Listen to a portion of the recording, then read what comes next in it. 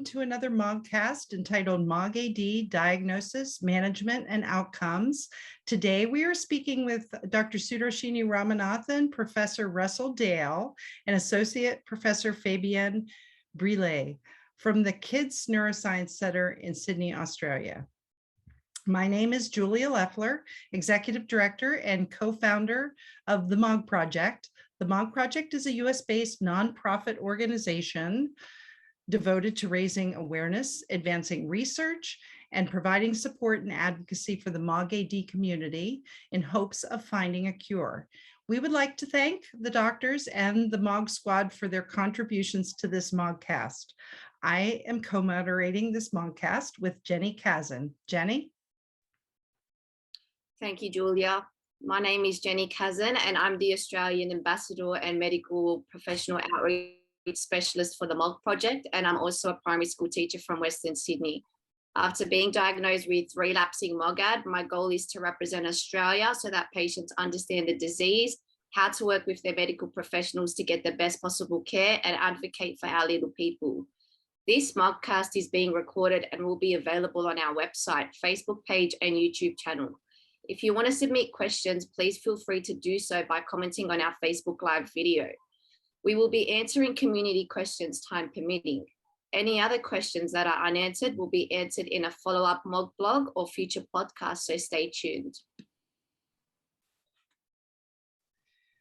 We are excited to have here with us Professor Russell Dale, who is a professor of pediatric neurology at the Children's Hospital at Westmead and University of Sydney. His primary interests are in autoimmune neurology and the role of the immune system in neurodevelopmental and neuropsychiatric disorders.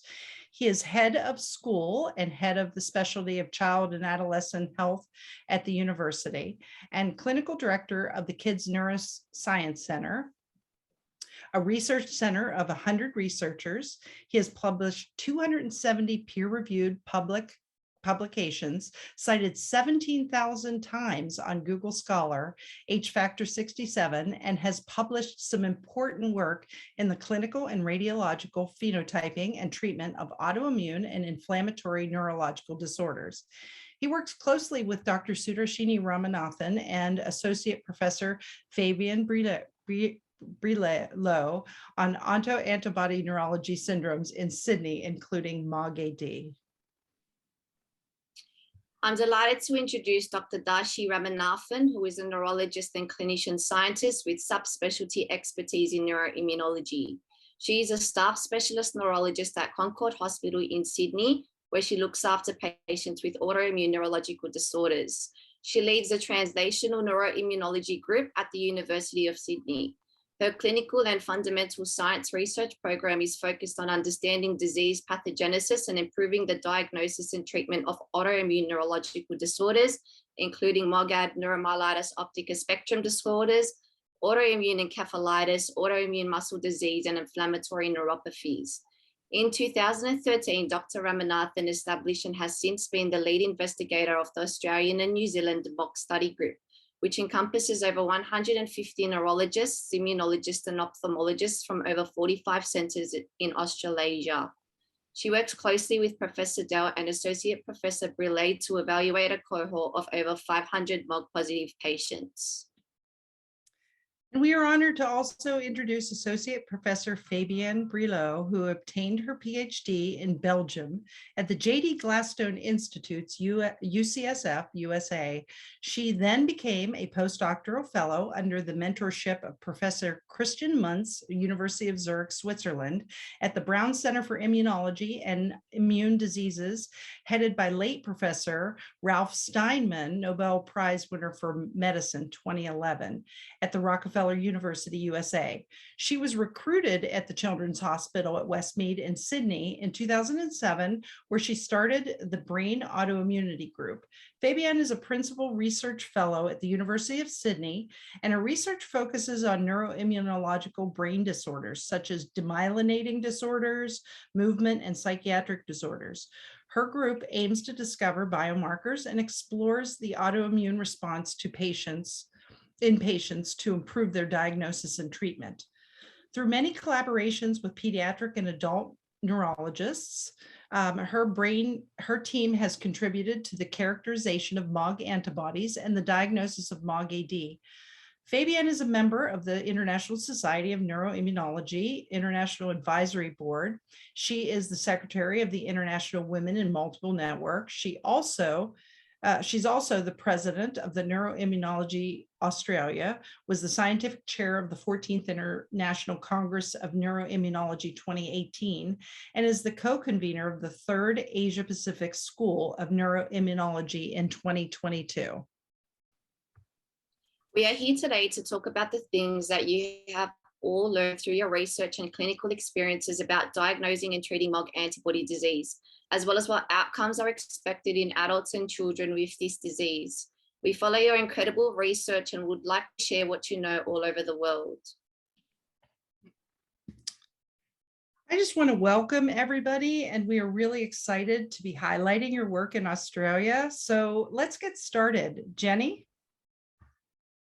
We would like to begin this podcast by talking a little bit about biomarkers that predict a clinical course, in particular assays that are used to test for the MOG antibodies. How important is testing a patient for MOG antibodies on a live cell-based assay? Associate Professor Brilot. Thank you. So thank you for having us.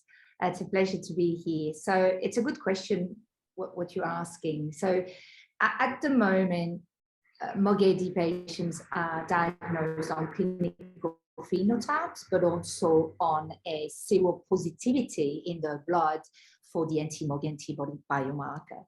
There are 2 categories of those tests at the moment, and I'm talking about an availability that is worldwide.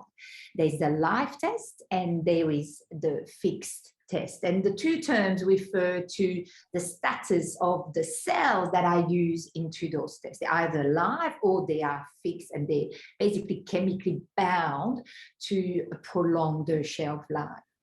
We've done, in collaboration with international colleagues, some work and some studies. They've been published, and in those studies we compared a few of those live tests and also fixed tests. And what we've seen is that the live tests are superior compared to the fixed test. The live tests detect more patients with MOG-AD, and that is what we refer to, what it's called the sensitivity of the test, but also the live test detect more patients with MOG-AD with clinical characteristic typical of the disease, and that can be referred to what we call specificity. So overall, and this is a general statement, the live tests are better, and there's a reason for that. The reason being that the antibody, which is the biomarker, binds to its target, which is MOG, but it lacks MOG as it would be in the central nervous system of the patient, as close. So when the fixed tests modify that target, then it leads to a binding and a detection that is less ideal. So I do provide live tests, but nevertheless, I still maintain that they are superior to the other ones, and I really would like to talk to patients and neurologists to make sure that they do take information and they do try to ask which test they are using and they've been tested with. It is worth to inquire and to go online and to ask your doctor which test has been used. Thank you. That's a great answer. So when is the right time to take the MOG antibody test? Is it before or after treatment? For example, can taking treatments such as IVIG, B-cell depleting therapy, or steroids affect the results prior to taking the MOG antibody test? Associate Professor Brilot. Yep, thank you. So another great question. So ideally, patients should be tested during the onset, during the very first presentation of the MOG-AD disease, and when they haven't started any treatment. So that, of course, is the ideal situation. But there's the real world out there. And what we've done in our studies, and many colleagues have done, is we have looked at patients that we knew had been tested not at the very beginning of the disease. We have looked at whether they had been in remission, whether they've been relapsing. And what we see is the seropositivity tends to last, but the quantity of those antibodies in the blood trends to change. Although it is ideal to test as soon as possible and with no treatment, we can still obtain a positive result and a good diagnosis later on in disease. Thank you, Associate Professor Brilot. That's a very excellent response. How vital is to accurately make sure that a patient has MOG-AD and not another disorder? What are some tests or precautions or red flags that can be taken so that we know that they actually have MOG-AD? We would like to take a pediatric and adult point of view. So if you would like to start, Professor Russell-Dale, from a pediatric point of view. Yeah, hi, everybody. Pleasure to be here. Well, the first thing to say is there's no such thing as a perfect test. The MOG antibody is an excellent test. The specificity is 99.5%. That's very high, but there's still the possibility for what we call false positives. And as we test more and more patients, we have the risk of picking up some false positives. So the simplest answer is to say, make sure that the clinical problem fits the test. So if you have a positive result, it's up to the clinician and other people involved to sort of say, does this result make sense? And that is a fairly simple, there isn't a particular clinical finding or a particular radiological or test beyond that. It's just make sure that the result makes sense and ask that question. Thank you, Professor Russell-Dale, for that excellent response. Dr. Ramanathan, can we please hear from you from an adult point of view? Thank you, and thanks, Julia and Jenny, for inviting us to this podcast. So I think that you asked how vital it is to differentiate from other disorders, and I suppose the key point is that there are a number of central nervous system demyelinating disorders, of which the most common is multiple sclerosis.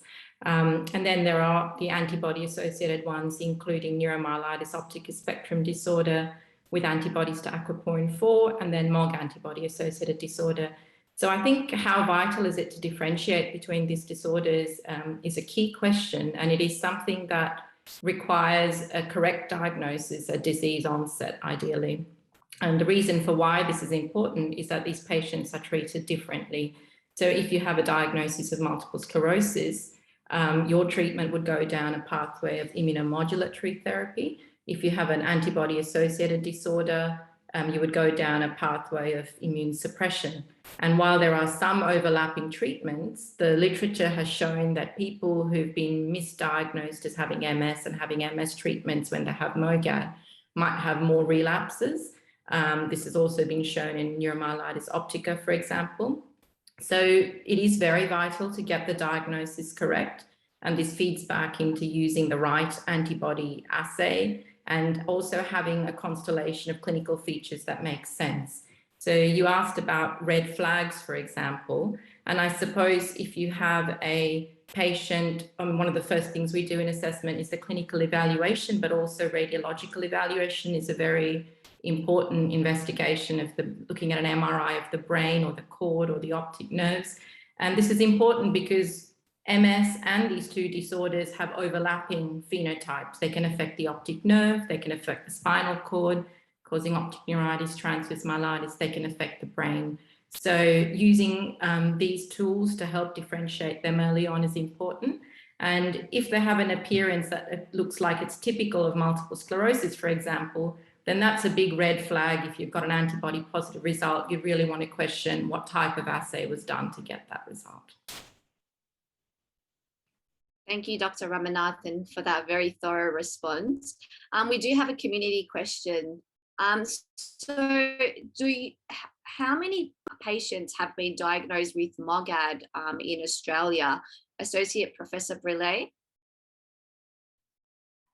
Yeah, so thank you. So we do, our centre has one of the largest cohort there is in MOG-AD in pediatric and adult patients.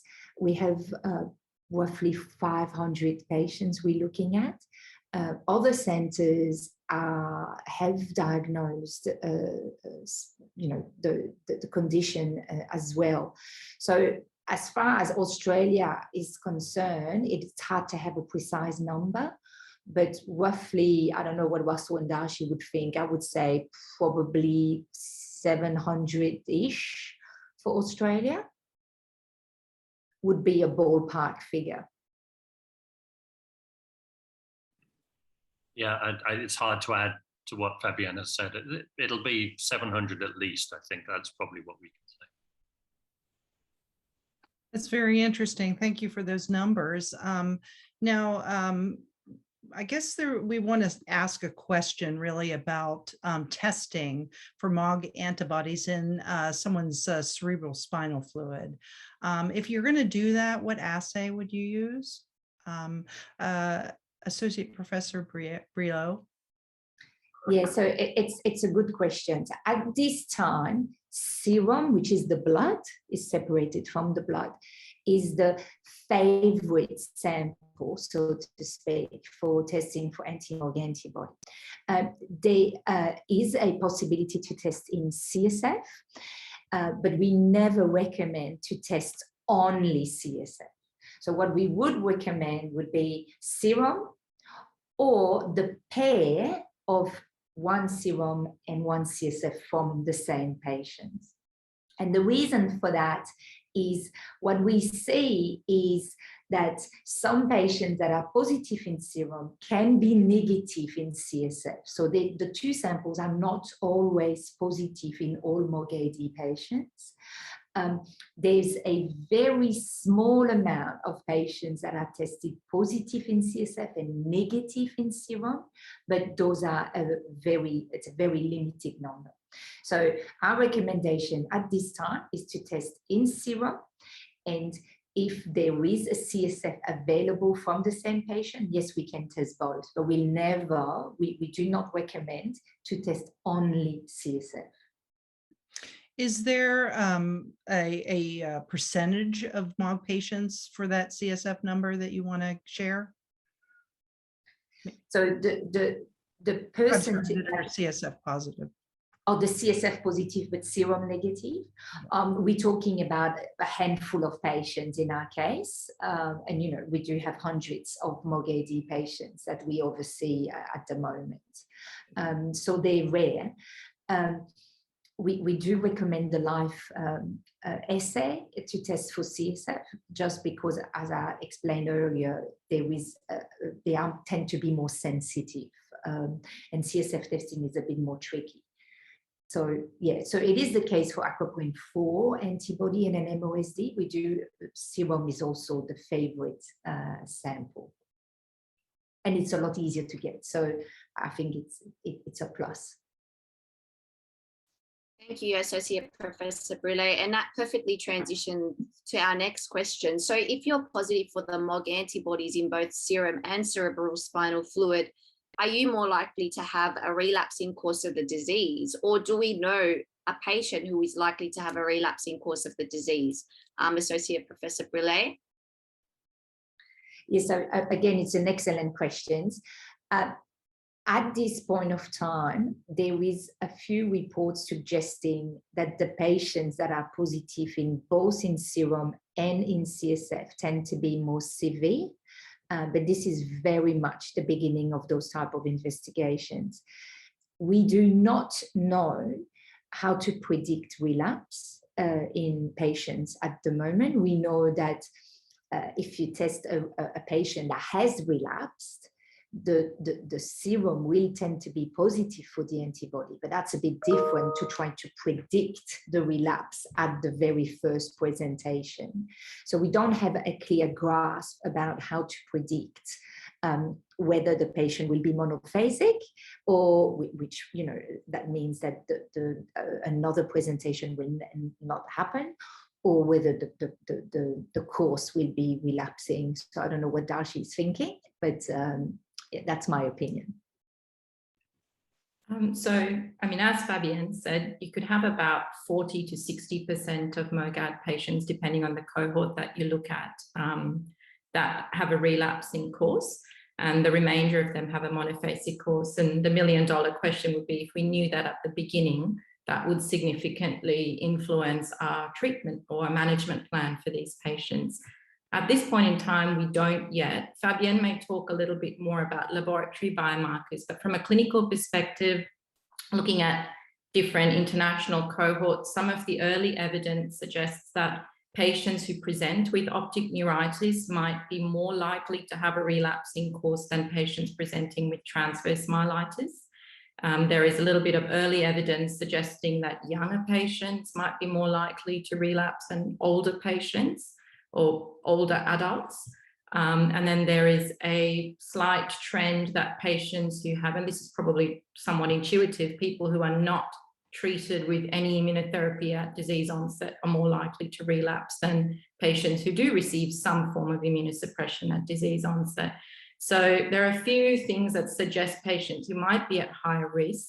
The other thing that we've identified in our work is that how patients are treated with steroids might influence their relapse risk in that early stage after disease onset. And I think we might touch on this a bit later in the podcast in more detail related to steroid treatments. In terms of radiological predictors of relapse, this is also not something that's known. There are no clinical or radiological features that clearly predict a relapse, but what was interesting in some studies has been that as you look at people's MRIs across time, patients with MOGAD who are well and clinically in remission don't tend to have asymptomatic brain lesions or clinically silent lesions, whereas this is a well-established phenomenon, for example, multiple sclerosis. In less than 5% of patients who did develop new brain lesions, this was closely before a relapse, and it was just coincidentally picked up. So I suppose that if a patient picks up a new brain lesion on an incidental MRI and they don't have any clinical features, you want to keep a little bit of a close watch on those patients. But to date, there are no clear radiological predictors of relapse. Thank you for that. So we have a community question, but it's sort of on the lines of a question that we had. And the question that we had was, how often should we test for MOG antibodies? And then the community member asked, you know, how many times would you test for a patient for both MOG and MS? And in this case, this person tested positive for MOG, but their CSF showed high oligoclonal bands. Could you please answer that, Professor Dale? Sure. There's a few questions in that. I mean, so the first thing to say about how frequently we should test is to establish that the MOG antibody test is predominantly at the moment a diagnostic test rather than a monitoring test. Now, it may become a monitoring test as we learn more, but it's mostly a diagnostic test. In other words, we do it to establish what the problem is. In other words, is it MOG-AD as opposed to something else? Now, over time, it may become clear that it has some usefulness as a monitoring test too, and that will become clear. In general, antibody tests that mark autoimmune neurology are not that useful monitoring tools. They don't help us with therapeutic decisions because the antibody sort of stays positive and continues to be positive. However, in MOG antibody disease, what's interesting is that it is a little bit more likely to sort of fluctuate. In other words, it can become negative in remission and then become positive again in relapse. So it may hold more promise as a monitoring antibody test over time.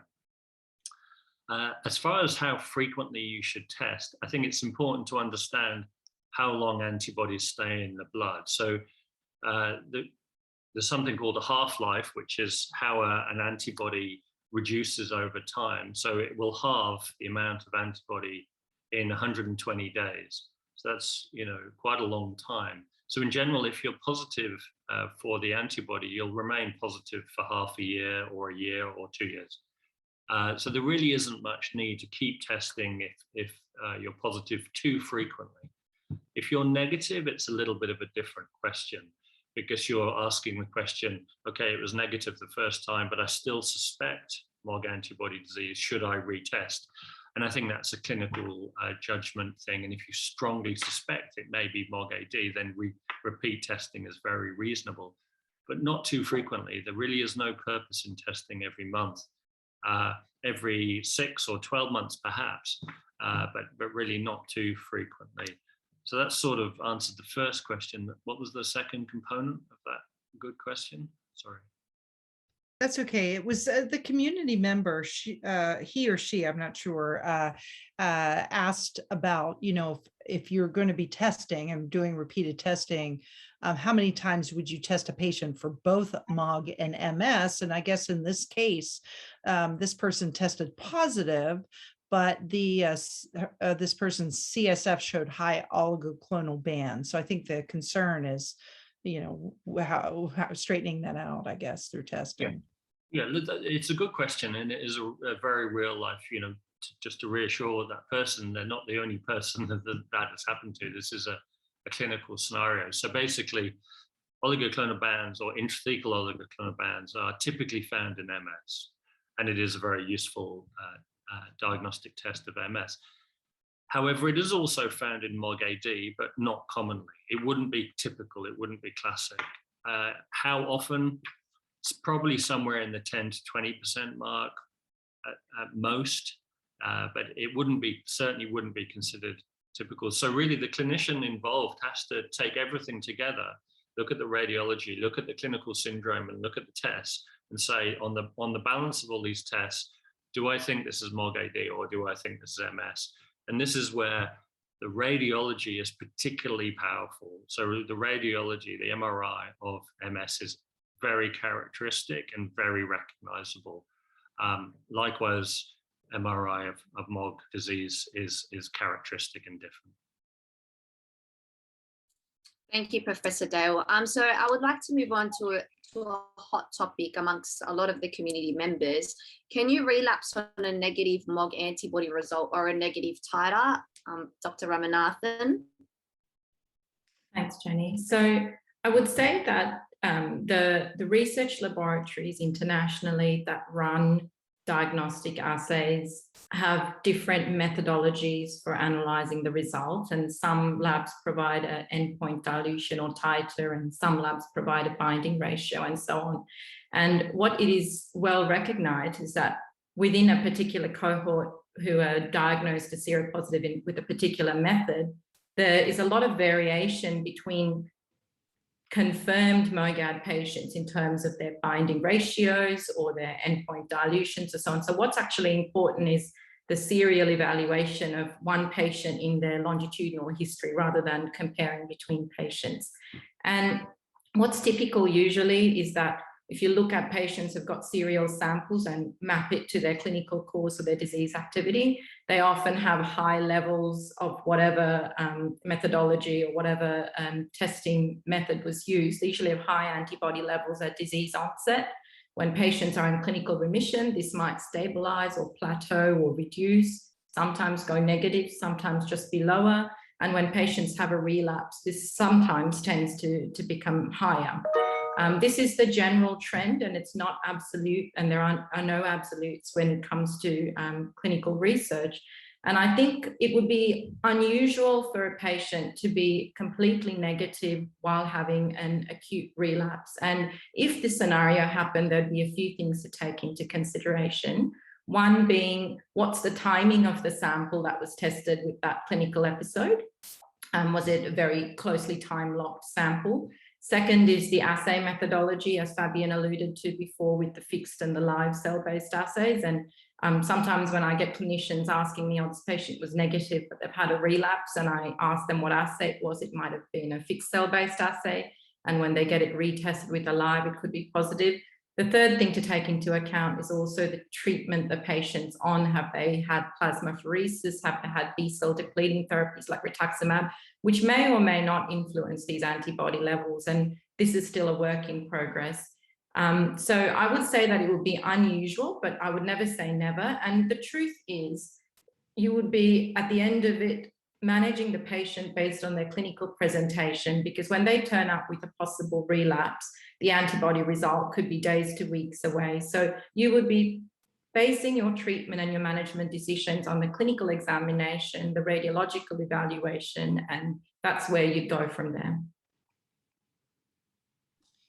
Thank you. I really appreciate that answer. We want to switch it up just a little bit. And could you please discuss the differences between the MOG presentations? So what are some of the presentations of MOG-AD that are not typical in autoimmune encephalitis, optic neuritis, transverse myelitis, and ADEM, or acute disseminated encephalomyelitis?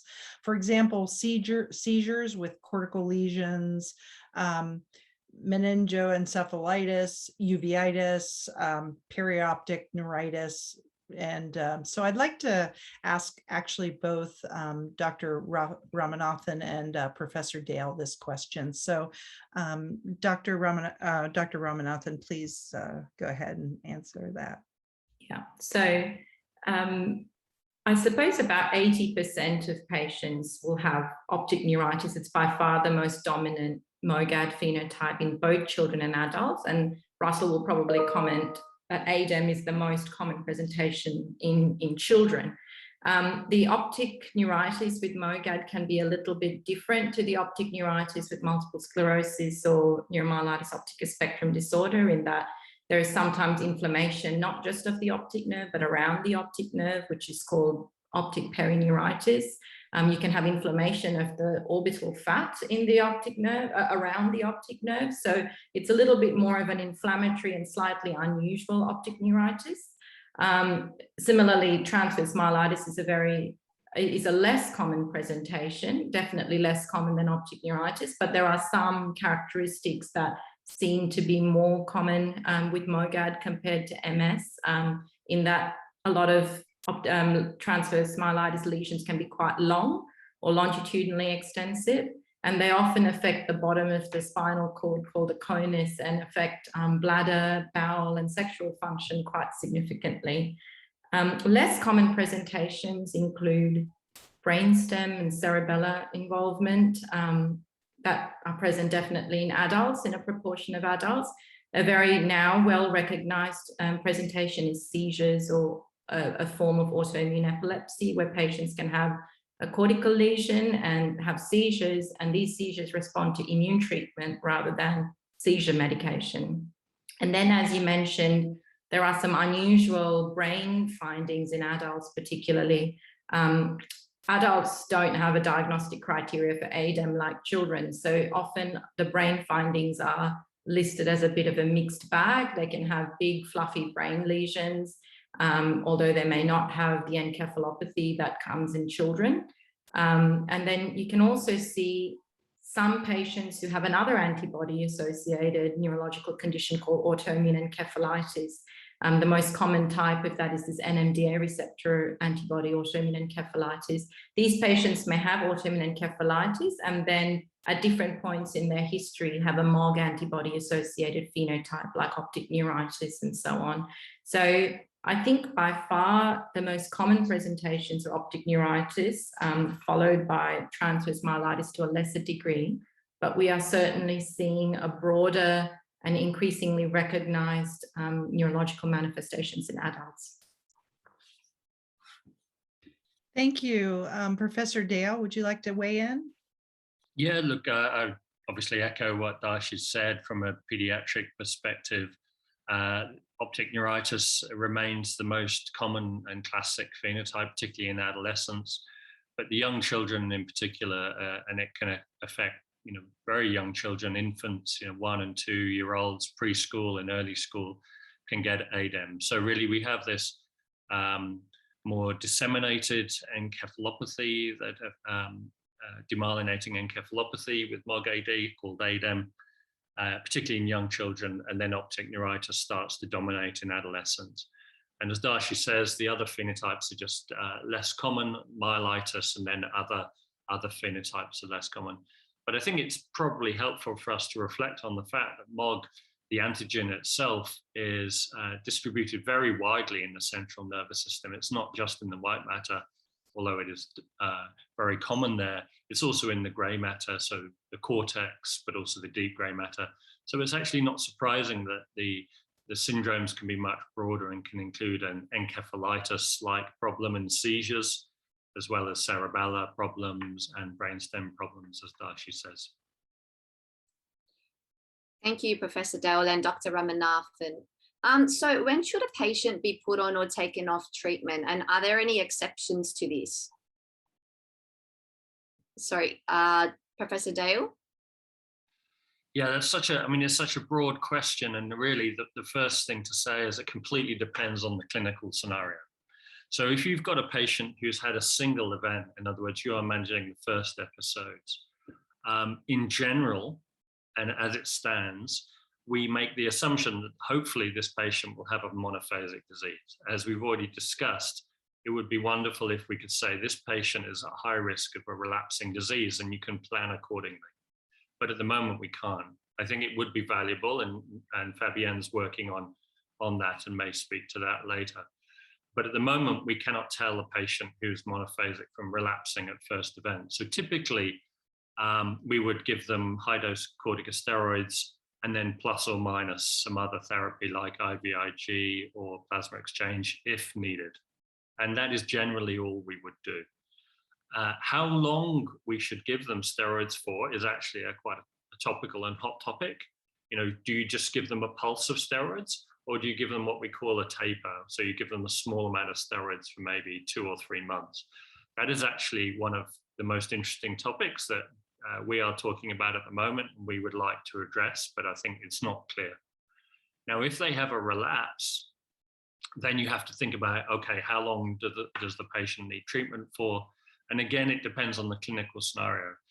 There are a group of patients who have the first event and then have what I sometimes call a stuttering event. They have this event shortly after their first event at about 1 or 2 or 3 months later.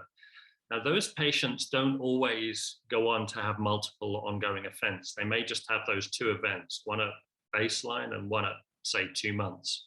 So in those patients, you maybe need to give them some treatment like IVIG or steroids, maybe for 6, maybe 12 months, and then hopefully you'll be able to stop it.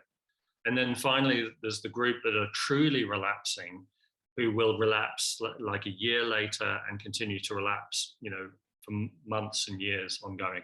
Now, in those patients, they would be what you would consider a more chronic autoimmune relapsing course, and they need a more chronic plan for, say, years. So it does depend on the clinical scenario.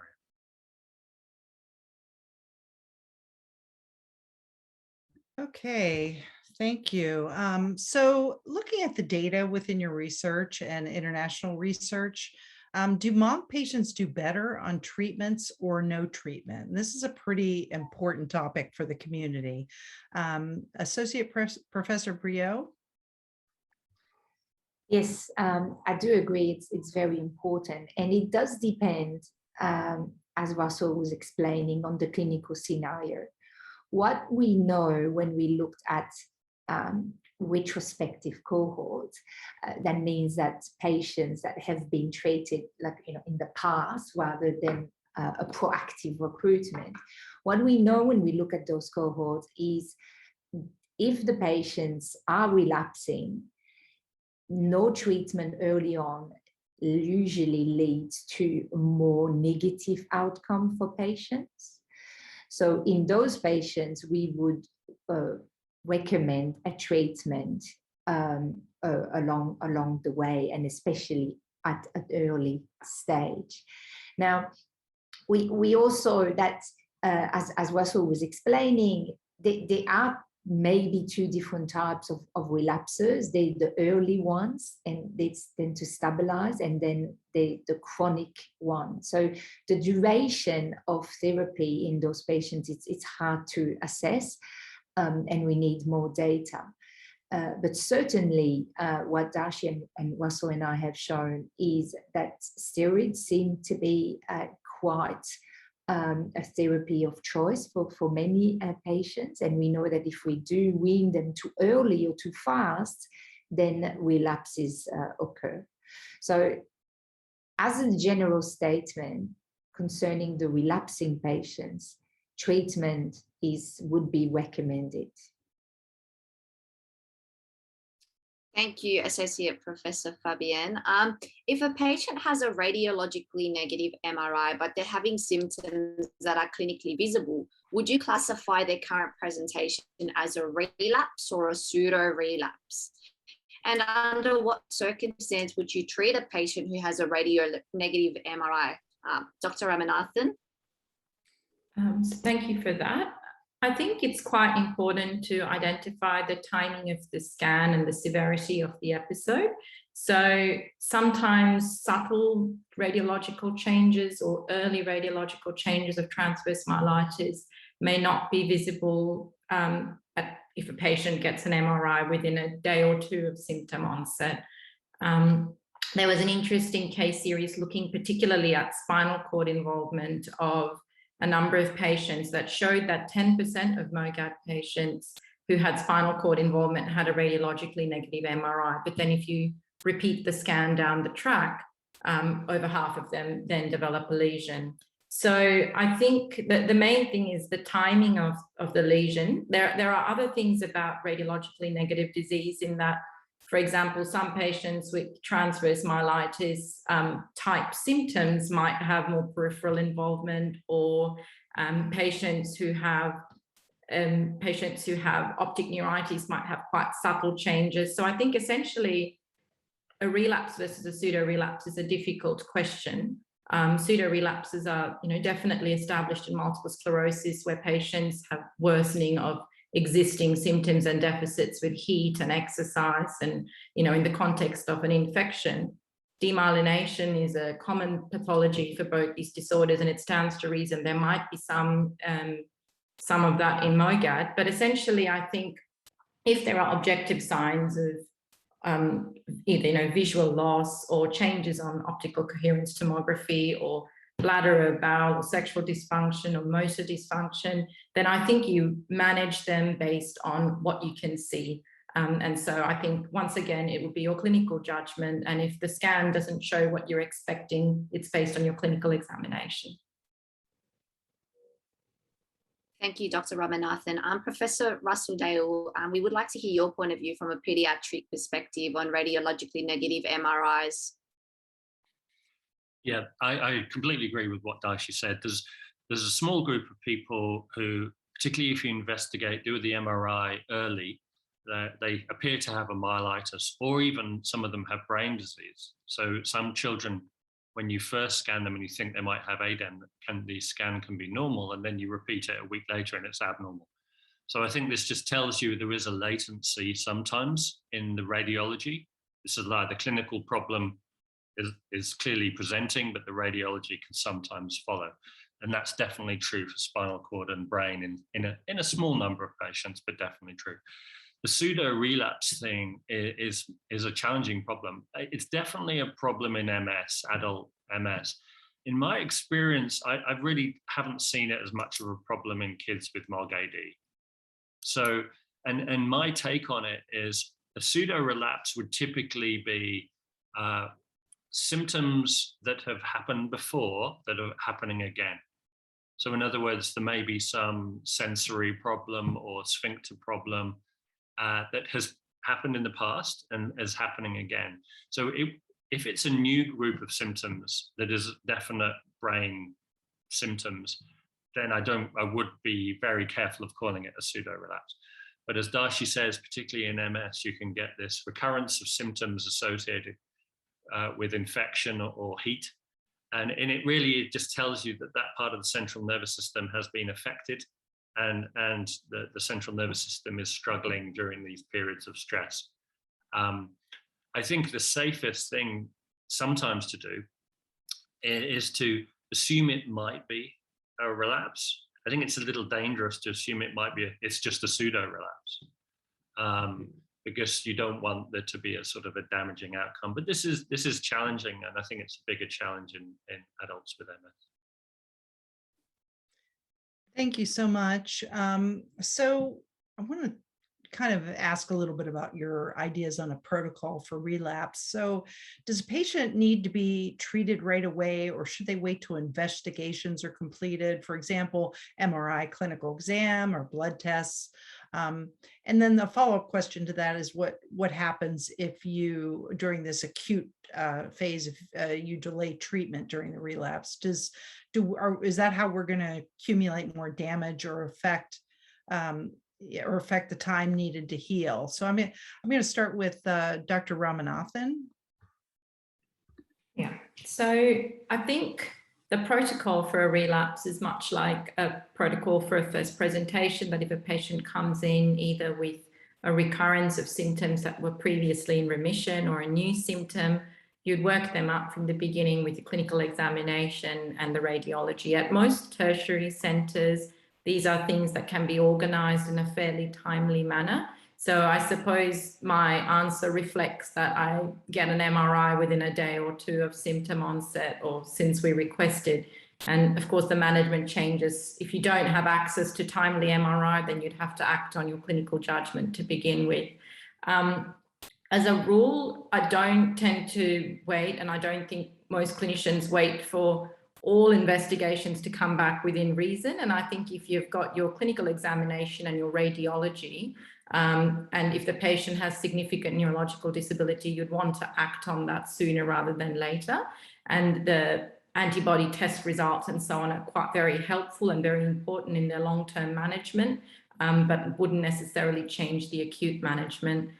In terms of what happens if acute treatment is delayed, I don't know that it's necessarily specific for MOGAD, but I think with most neurological inflammation or most neurological disease, we take the approach that time is brain and accumulated brain injury is never a good thing.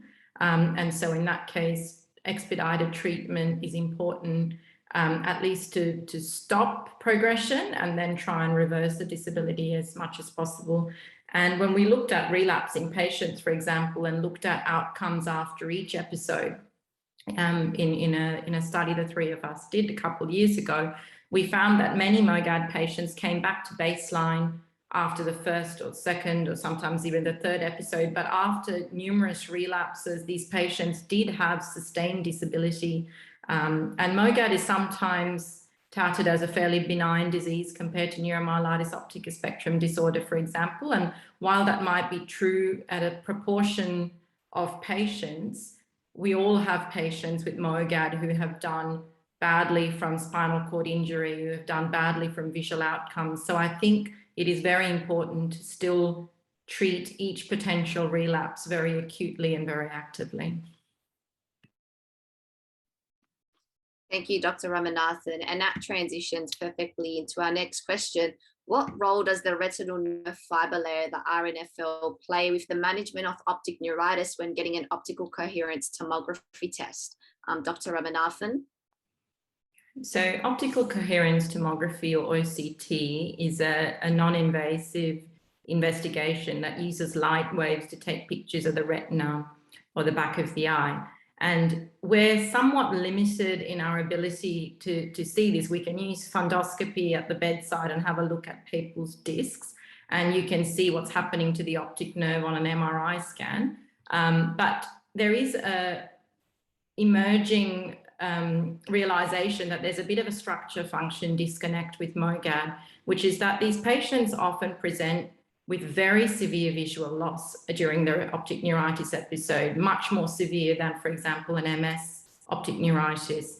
But then they often respond very quickly and very rapidly to steroids and may improve their visual acuity very quickly back to baseline or close to baseline. And this can happen for a number of relapses. And to some degree, visual acuity seems to be preserved sometimes providing a false sense of reassurance to everyone involved. So what OCT allows us to do is to get an idea of the thickness of the retinal nerve fiber layer behind the eye. And what we can sometimes see in patients that we're monitoring is that when they've got recurrent optic neuritis relapses, their visual acuity can be preserved, but we can note their retinal nerve fiber layer is thinning. And this is something that I don't think is, we don't have enough evidence to say this is what needs to be done for every patient, but I certainly worry more about those patients. It probably influences my tolerance for the next relapse in these patients compared to someone who's got a really good retinal nerve fiber layer thickness and normal visual acuity. The other useful thing about this, particularly in adults, is that people can have concurrent eye disease. So you can have MOGAD and glaucoma or MOGAD and macular degeneration, and it's helpful to have tools to help us differentiate what is the relative contribution of these different things. We don't want to overtreat somebody for another diagnosis. And essentially, there have been early studies showing that retinal nerve fiber layer atrophy definitely associates with poorer visual outcomes in the long term. So I think this is an early and emerging area, but it's an important area because it provides objective evidence of an outcome that we can measure and potentially titrate our management to. Thank you for that, Dr. Ramanathan. So we want to talk a little bit about the dosage of IVIG, and we've noticed that it varies between different countries. For instance, 0.4 grams per kilogram versus 1 gram per kilogram of ideal body weight versus 2 grams per kilogram. Does the dosage and frequency affect these relapse rates that patients are experiencing? And we were wondering, if they're on a higher dose, are they less likely to relapse than if they're on a lower dose? This is a pretty hot topic in the community as well. Dr. Ramanathan? So you're right, it varies. I think it varies between countries. It varies between centers within the same country. So generally speaking, I think most people do a loading dose of about 2 grams per kilogram over about 3 to 5 days, usually 5 days. And then the principle is that you have a monthly 4-weekly maintenance treatment. And even in different practices I've worked in, it's gone from 0.4 grams per kilogram to 1 gram per kilogram maintenance. I think probably the best evidence for this comes from a recent publication led by John Chen at the Mayo Clinic, where they were looking at, it was a multi-center study. We contributed some patients, but they looked at patients from many centers around the world and looked at about 60 patients on maintenance IVIG. And what they showed was that when you look at patients who are getting that 1 gram per kilogram, at least 1 gram per kilogram 4-weekly, so a higher dose at that normal frequency, they had about a 20% breakthrough relapse rate. Whereas when they looked at patients who had a lesser dose or longer intervals, they had about a 50% breakthrough relapse rate. So it does seem to indicate that the frequency and the dosing matters. I would say the other thing about IVIG is that, this is not a curative treatment. And so this is something that needs to be an ongoing treatment. Patients who experience symptom resolution or maintenance while they're on it, the moment it stops, they are at risk of relapse. It's also quite an expensive resource, and so this is a real health economics issue about how long patients are on maintenance IVIG for. I would say in Australia, the practice of MOGAD patients being on maintenance IVIG is less common than I know it is in children, and maybe Russell can comment on that, because I do think a lot of your pediatric cohorts are on maintenance IVIG. Thanks, Darshi. Yes, I'm keen to comment, actually. Look, I feel quite passionately about this. And as a pediatrician, we're trained pretty clearly about IVIG. So 0.4 per kilogram is not really an immunomodulatory dose. That is the kind of dose we give to children of what we call replacement doses. These are children who have immunoglobulin deficiency. So they have a genetic immune deficiency and they are short of immunoglobulin. And so they are replaced every 4 to 6 weeks, and we give them that dose.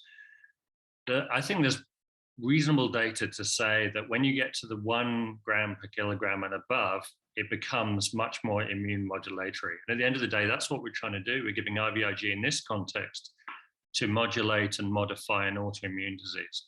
So I feel fairly strongly that I would not give an autoimmune disorder less than 1 gram per kilogram, such as MOG-AD. I would give it 1 or above. So in my mind, this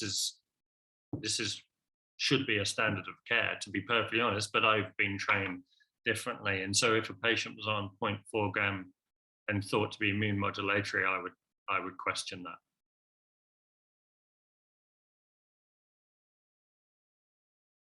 Thank you, Professor Russell-Dale and Dr. Ramanathan. So we would like to move on to the future of your research, and we would like to hear from every single one of you.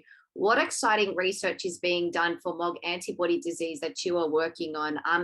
Associate Professor Brilot, if you would like to start us off. Thank you. So thank you for asking this. So there's 2 things we want to work on. We would like to standardize those assays. The seropositivity is one of the criteria for the disease, and therefore we would say that more standardization across the world would be a better thing, because if we are talking about clinical trials and inclusion and recruitment of patients in clinical trials, we should have a standardized way to actually include them and to test them. What we also interested is this prediction of relapse. This is extremely important. That refers to the treatment, to the length of treatment, to negative outcomes if no treatment is administered, but also future clinical trials. What would be the consequence of including patients in a clinical trial that are actually monophasic? You would administer treatment to those patients, which in some circumstances might not be needed. We are talking about immunosuppressions here, and heavy effects on the immune system, and therefore one would think that only relapsing patients probably would be needed to be included in clinical trials. So we would like to trying to detect and predict relapse in patients. We are doing some work at the biomarker level. I know that Dashi and Russell can comment on the clinical characterization, the radiological characterization of relapse. But we certainly would like to find a biomarker that can be truly predictive of a relapsing patient as soon as the patient present at the first presentation of those MOG-AD patients.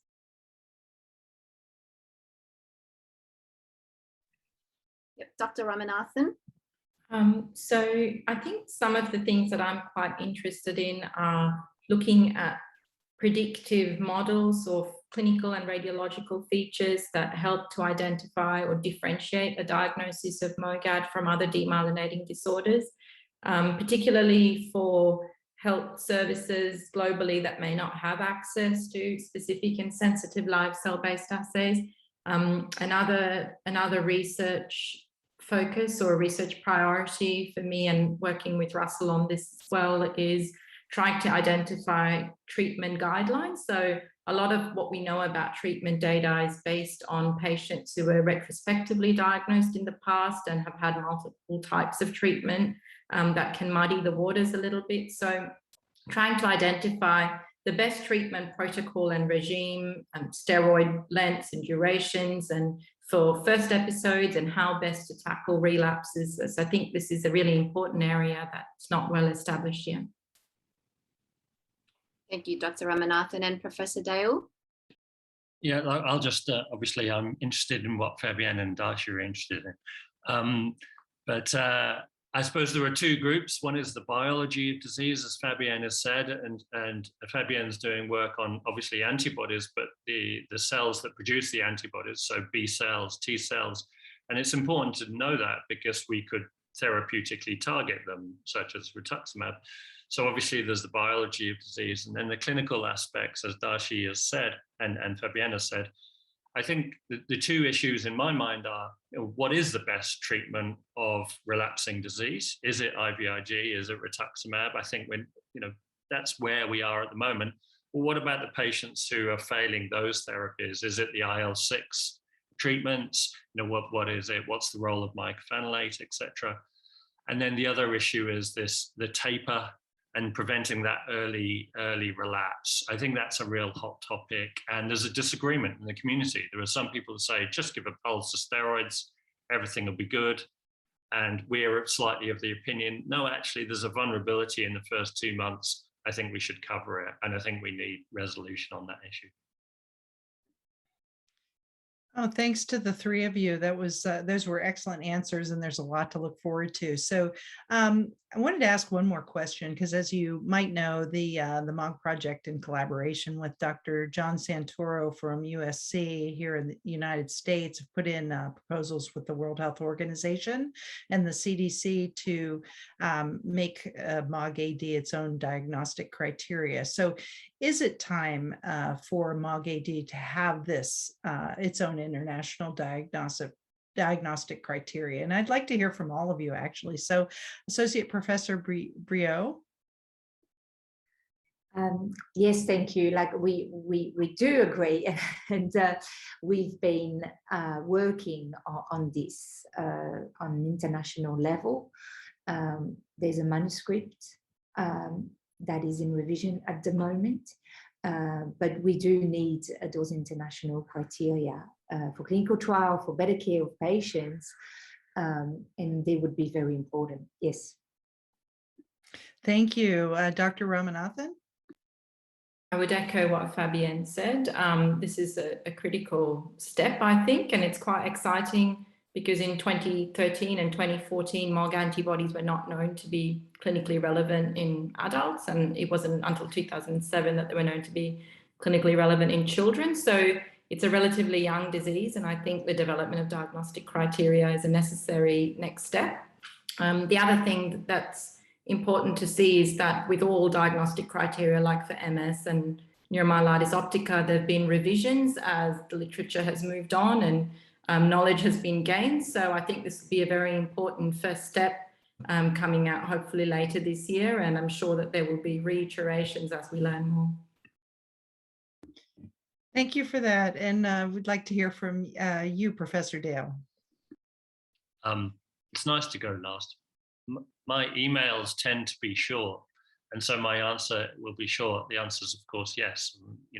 CDC, WHO, yes, we need MOG-AD as a recognized entity. So we would like to thank Dr. Sudarshini Ramanathan, Professor Russell Dale, and Associate Professor Fabienne Brilot for their time and commitment to the MOGAD community in Australia and all over the world. Their research has made such a huge impact in the world, and we thank them for the dedication to not only their work, but to the patients as well. And that's from the bottom of our hearts and from everyone from the community. So we truly do thank you. Yeah, and any unanswered questions are going to be collected, answered by the doctors, and made available to the follow-up MOG blog for this event.